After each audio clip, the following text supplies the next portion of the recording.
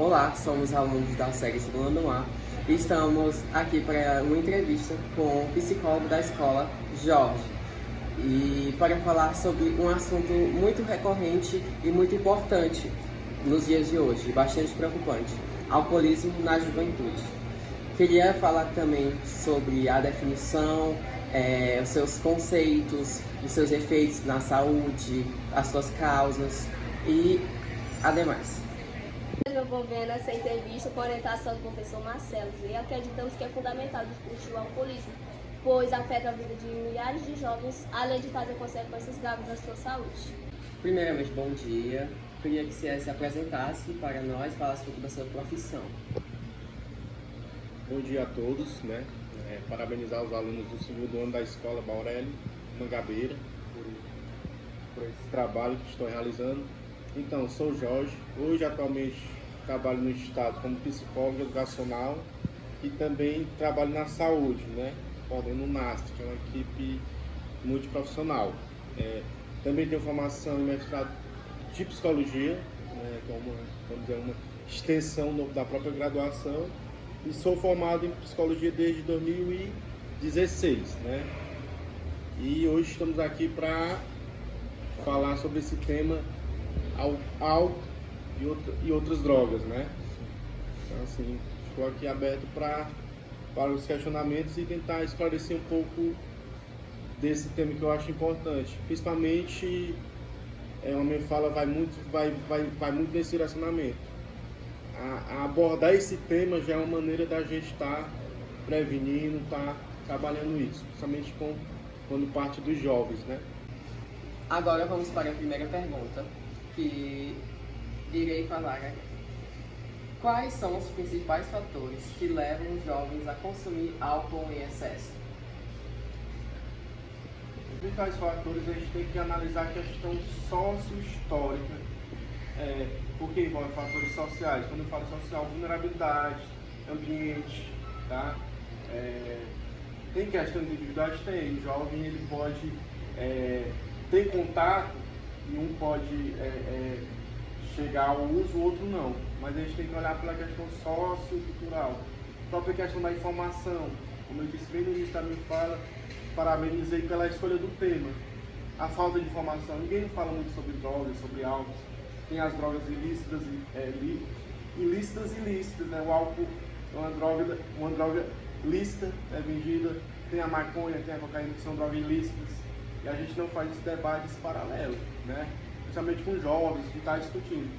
Como eu volto a dizer, os temas tabus, sexualidade, orientação e outros temas, racismo, bullying, são temas que vão muito direcionamente à questão das drogas. A gente não conversa, a gente não fala de drogas.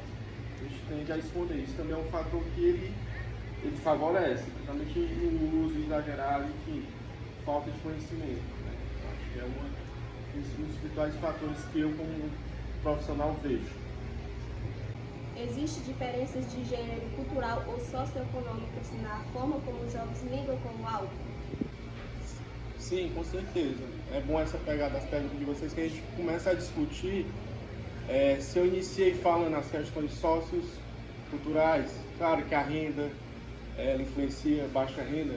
Pessoas de baixa renda, com certeza, os ambientes que elas vivenciam, ele tem a maior facilidade, né?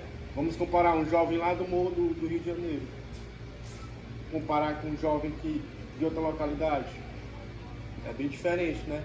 Não que isso vá ser um fator determinante, mas ele contribui. E os outros fatores, gênero, homem e mulher.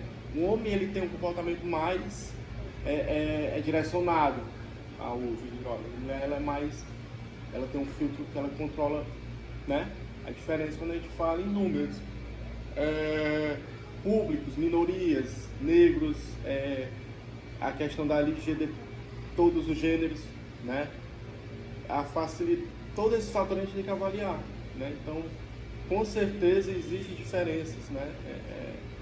Em relação a essas questões sociais, culturais, a cultura, a gente não discute, né? Tem populações que elas fazem uso de substâncias, tem isso já vem culturalmente, né? Há outras drogas, falando mesmo de questões específicas, a maconha ela tem um uso bem antigo, hoje tem drogas sintéticas que está atualmente, até depois vocês podem se aprofundar, principalmente a preocupação nos grandes centros com o que recentemente saiu K9, é uma droga sintética. Nas grandes centros de São Paulo, Rio de Janeiro, está uma preocupação muito grande, né? Porque ela é uma droga com alto poder destrutivo e tem já se tornado um tema que eu vejo correr. Então, assim, é preciso conhecer essa parte também, né? Enfim, é uma infinidade. Então, com certeza, questões socioculturais são importantes a gente debater. E para a próxima pergunta, como ajudar alguém que está lutando contra o alcoolismo? Ou seja, qual a maneira de abordar algum amigo, algum familiar que está passando por esse problema? A gente está falando alcoolismo, mas entenda a nossa fala sempre como alcoolismo e encaixando em todas as drogas, né? Nesse tema. Em relação a essa questão de de ajudar uma pessoa que está passando por esse problema, a gente tem a rede de atenção, né? A gente geralmente, para a rede de álcool e drogas, tem uma rede específica. Piripiri, né? Trazendo um pouco para a nossa realidade. Tem um CAPS-AD, que é um centro de atenção psicossocial, que atende pessoas que querem. O que querem, gente? Vocês estão me perguntando como que eu posso ajudar. Eu estou falando uma maneira, entendendo que a pessoa quer se ajudar. Porque, dependendo do nível de uso de álcool, drogas, qualquer droga, a pessoa vai perdendo o nível de confiança do que realmente ela deve fazer. Aí vou explicar como é também essa parte. Tá? Mas assim, estou explicando o percurso inicial. Aí a pessoa procura o CAPS. Lá tem uma equipe. Aqui em Piripiri tem um CAPS-AD. Eu sou de Pedro II. Lá não tem. Lá é o CAPS mesmo geral. Então, se a pessoa está com problema de álcool e drogas, ela vai nesse centro. Lá tem psicólogo, tem psiquiatra. Marque a agenda. Entendendo que a pessoa entende que ela tem um problema e que ela tem que se tratar. A pessoa às vezes não. Aí, assim, do CAPS também tem os centros de entidades não governamentais. A gente tem o AA, alcoolismo, né? Que é muito famoso. Que Piripiri tem. A gente tem as clínicas de recuperação terapêutica, tá? Tem em Teresina, tem em outras regiões, que são locais que pode ser encaminhado do próprio CAPS. Quando é um tratamento mais incisivo, quando a pessoa não consegue, ela tem que fazer abstinência, tem que fazer todo o trabalho. É um tratamento que a pessoa se afasta um pouco. Isso tudo entendendo que a pessoa quer se tratar, tá? E tem hoje em dia, que é um debate muito grande, que são as internações compulsórias, que é contra a vontade da pessoa. A gente está vendo que ela está fazendo uso abusivo, seja de álcool, seja de qualquer droga, e isso está prejudicando tudo na sua vida, que isso acaba acontecendo. Então tem a internação compulsória que ela segue um trâmite, tá? É um debate bem polêmico. Muita gente não aceita esse tipo de tratamento, tá? A pessoa ela não responde algo que eu queira, não, tá? Às vezes a família, uma pessoa responsável que entende que aquela pessoa já não cuida mais das suas questões sociais, já não responde e responde por ela. Então, assim, até esses temas que a gente está tratando, não me aprofundo, mas fica o debate para vocês que vão apresentar o trabalho, fica o debate na questão de discutirem isso, né? Tem outras ferramentas de tratamento, depende do tamanho do município. Para a nossa região aqui é basicamente isso. Pessoa com vontade de procura o CAPS-AD, um profissional de lá, faz todo o tratamento com medicamento, com psiquiatra e vai vendo quais são as mudanças que é preciso fazer para não continuar no uso, né? No uso, no abuso dessa substância, ou tem esse tratamento, essa forma que é bem isso, né? Uma internação compulsória não clínica, enfim. O que fazer se a pessoa não reconhece que tem um problema? A pessoa não reconhece se tem um problema?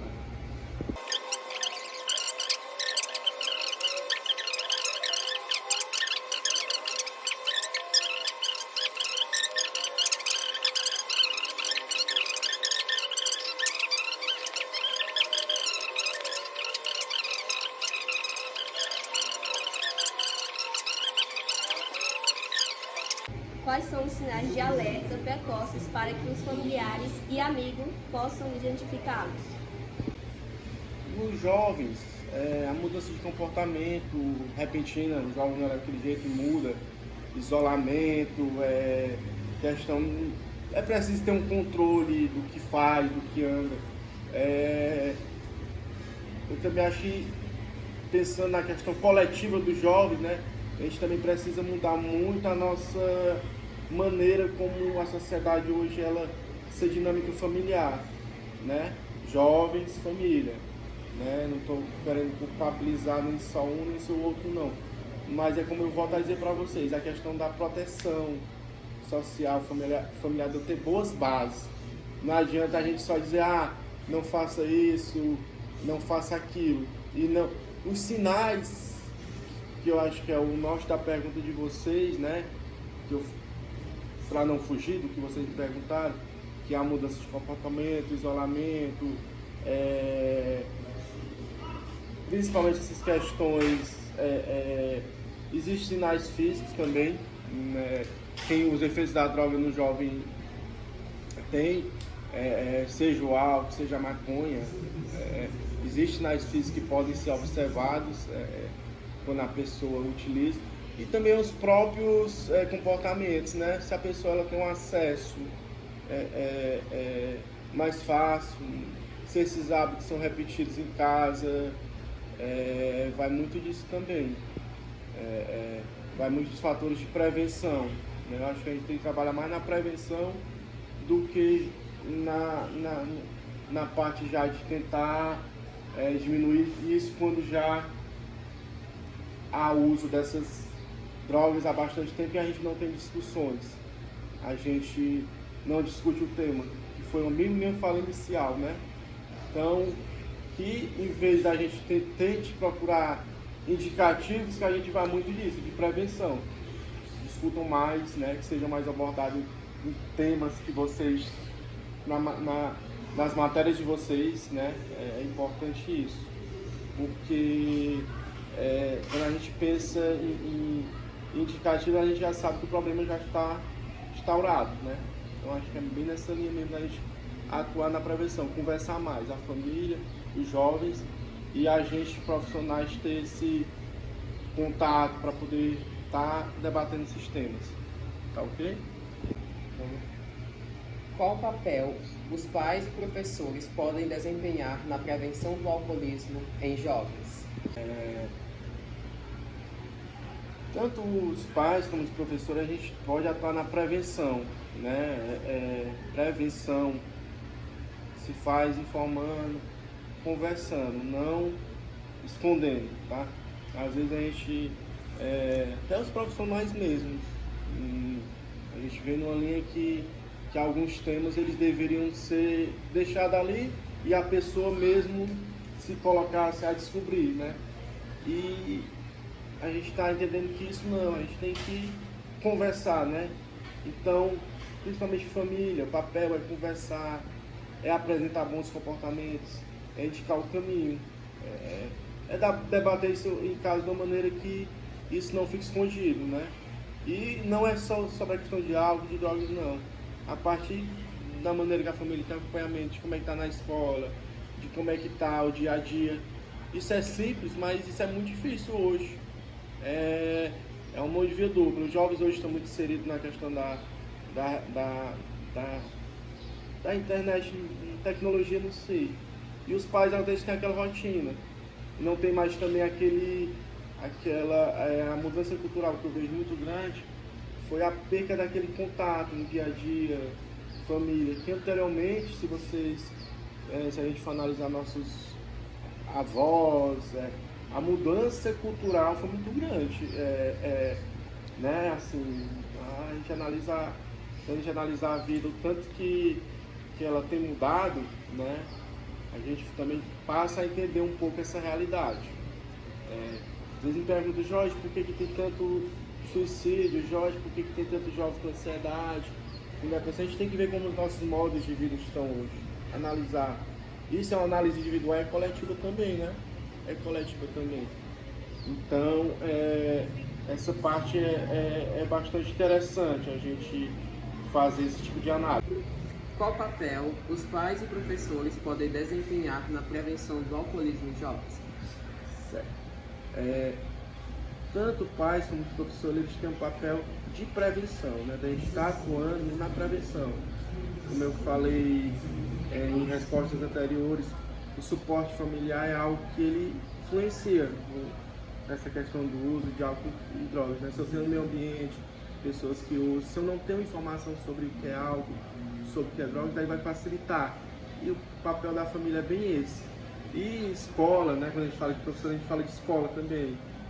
É isso que a gente está fazendo aqui hoje.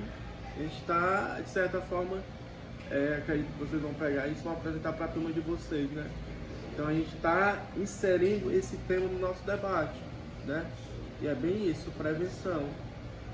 Principalmente com os jovens, o uso de álcool, droga para o jovem, ele é muito impactante porque é no desenvolvimento, né? Vocês estão, quando eu falo vocês jovens, entendendo que eu sou um pouco mais velho que vocês, vocês jovens estão em desenvolvimento. Então, quando se tem o uso nessa fase, não que nas outras fases seja, mas é pior, tá? É pior o jovem, porque o jovem está em formação, ele está se construindo. O jovem já, até falei na minha fala anterior, eu como psicólogo, minha breve experiência escolar, hoje a gente tem muitos jovens com demandas psicológicas, né?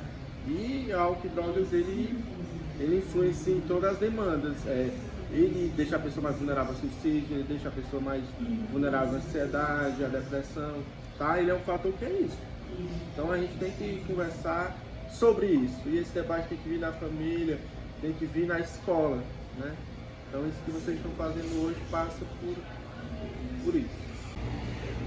Como a terapia pode ajudar um jovem a lidar com o alcoolismo? A terapia, ela é um fator bem importante. Vai muito do que a gente está falando aqui. A dificuldade das pessoas, não só de terem acesso, né? Quando eu falo assim, primeiro ponto, a pessoa querer, tá? Querer, eu quero me tratar, eu vou iniciar pela terapia, eu vou fazer um tratamento com medicamento, mas a terapia ela ajuda, por exemplo, na mudança de comportamento. Dando exemplo, uma pessoa que faz uso de álcool, né? Já que seja qualquer droga, se ela não mudar o ambiente que ela frequenta, se ela não mudar as companhias, todo aquele circuito que ela se entrou, ela não consegue se sair, tá?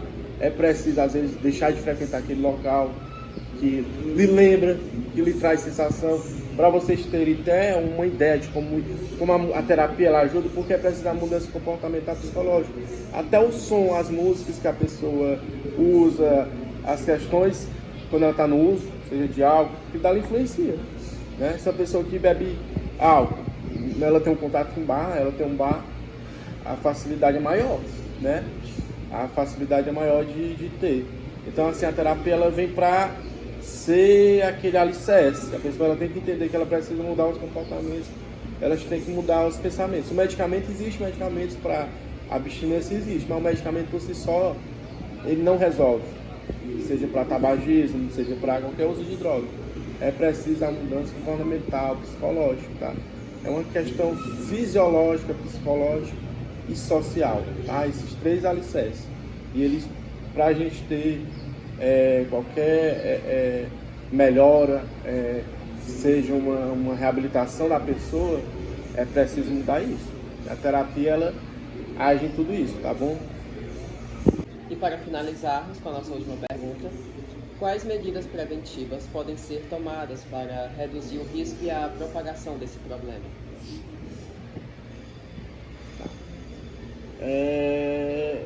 Eu acho que nessa fala a gente vai fazer o fechamento justamente com o que a gente falou. E bem na minha fala inicial eu falei que meu ponto principal era falar. A gente tem informação, a gente debater sobre drogas, a gente saber quais são os tipos de drogas. Existem drogas sintéticas, semissintéticas, existem drogas naturais, quais são os efeitos, a gente entender, né? Porque às vezes a sociedade tem temas tabus que ela não debate, né? Eu não lembro, claro, hoje a gente tem uma tendência de esse fator de uso de drogas, álcool, ser uma demanda social bastante alarmante, né? A gente tem nas nossas famílias, a gente tem esse contato cada vez mais presente, né? Então, se a gente não conversar sobre isso, se a família não falar sobre isso, se os profissionais não colocarem também a parte da saúde, quem faz saúde, a gente ter palestra, a gente ter momentos em aulas com o professor de vocês, trabalhos com o professor de vocês terem contato, né? Eu acho que a parte de proibir, de negar, de esconder, ela não está atuando numa menor quantidade de jovens tendo contato, não. É porque o próprio álcool não é uma droga lícita, ele é vendido. Vai dizer que o jovem não compra álcool? Nem facilmente, tá bom? Então, assim, a sociedade ela tem que deixar um termo bem de muita hipocrisia, de achar que se a gente não falar sobre isso, a gente não vai ter isso. Tá? Não é assim, não. Então, vai muito disso, né? Que vocês tenham mais trabalhos, mais debates, que vocês tenham mais conhecimento. Quando eu tenho mais conhecimento, eu sei o que é certo e o que é errado, o que eu devo e o que eu não devo, tá? Então, acho que nisso a gente entende um pouco de como esse tema ele é polêmico, né? Porque ele entra em debates polêmicos também, tá ok, pessoal? Primeiramente, de agradecer ao psicólogo Jorge pela sua participação explicativa e eu espero que o tema que a gente falou adiante de alguma coisa para as pessoas que não sabem muito desse tema, porque até por conta que é um tema muito ainda escondido ainda, que a sociedade não fala.